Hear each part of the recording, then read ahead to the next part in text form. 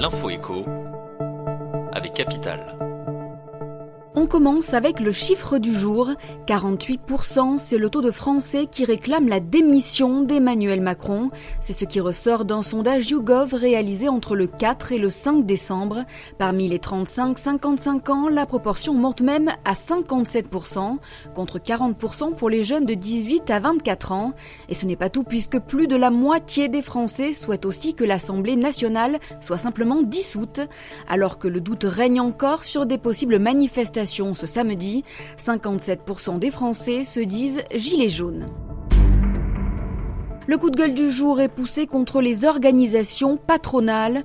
En effet, le MEDEF, UDP et CPME réunis ont présenté ce mercredi leurs propositions pour modifier les règles d'indemnisation chômage.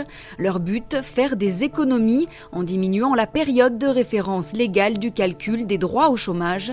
Ils souhaitent adapter la durée d'indemnisation en fonction du territoire, mais surtout en créant un coefficient d'intensité du travail. Pour les syndicats comme Force ouvrière, la CGT ou la CFE-CGC, ces mesures sont tout simplement anticonstitutionnelles. Les prochaines séances de négociation du 11 décembre au 15 janvier prochain s'annoncent donc très animées. On passe désormais à l'info pratique Capital. En plus d'avoir annulé la hausse des taxes sur les carburants, le Premier ministre a promis que les tarifs de l'électricité et du gaz n'augmenteraient pas jusqu'au 31 mars. Mais alors est-ce vraiment une bonne idée ? Pas sûr quand on se rappelle que des gels similaires avaient été opérés en 2011 et 2014. Résultat, des rattrapages tarifaires s'étaient appliqués quelques mois plus tard sur la facture des ménages. Concernant l'électricité, les concurrents d'EDF pourront même déposer un recours en justice pour distorsion de concurrence, et ce si jamais le gouvernement décidait de bloquer les tarifs au-delà du moratoire.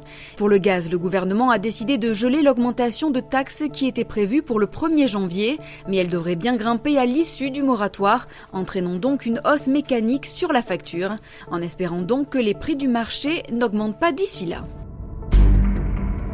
On termine enfin avec le SMIC. Édouard Philippe a mis les choses au clair en annonçant mercredi que le salaire minimum augmenterait de 1,8% en janvier 2019.